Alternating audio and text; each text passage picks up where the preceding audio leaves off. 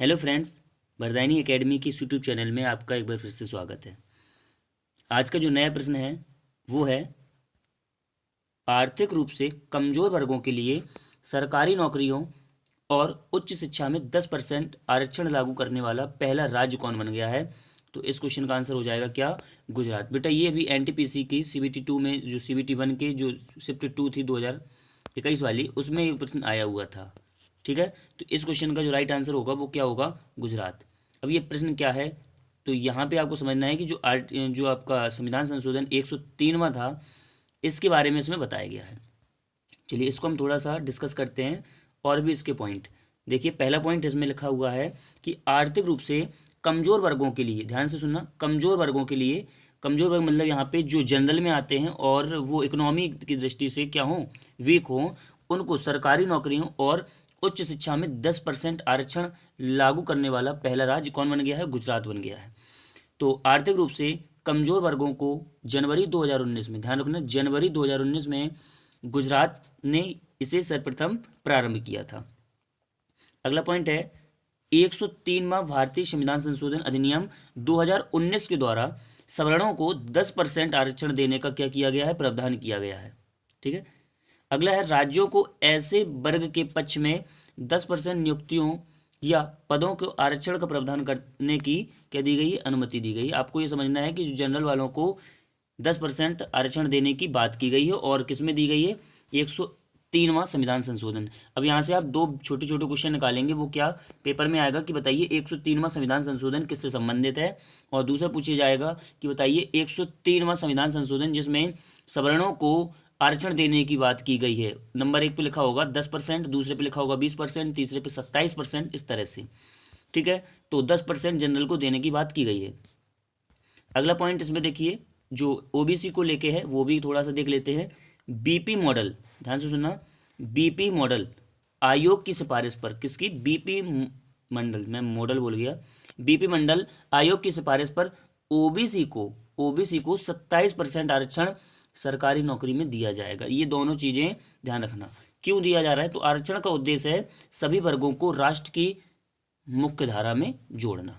ठीक है, चलिए नेक्स्ट पॉइंट है कुछ इससे संबंधित, क्योंकि जो मैं कह सकता हूँ लोक नियोजन में समानता है, अवसरों में समानता है, ये आपकी आर्टिकल 16 में लिखा गया है। ठीक है, तो आर्टिकल 16 क्या है? मौलिक अधिकार से संबंधित है, जिसमें समानता का अधिकार जो कि 14 से 18 के बीच है, उसको देखेंगे हम लोग।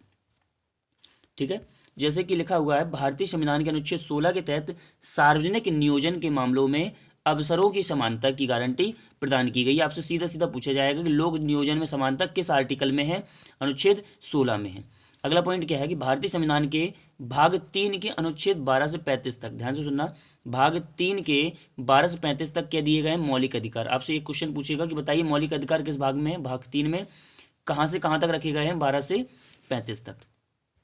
अगला पॉइंट है कि मूल संविधान में 7 मौलिक अधिकार दिए गए थे मूल संविधान में, लेकिन अभी मैं तुमसे पूछूं कि वर्तमान में कितने मौलिक अधिकार हैं, तो आंसर क्या हो जाएगा? 6। ध्यान रखना, दोनों क्वेश्चन पूछे जाते हैं कि वर्तमान में मूल अधिकारों की संख्या कितनी है, फंडामेंटल राइट्स कितने हैं?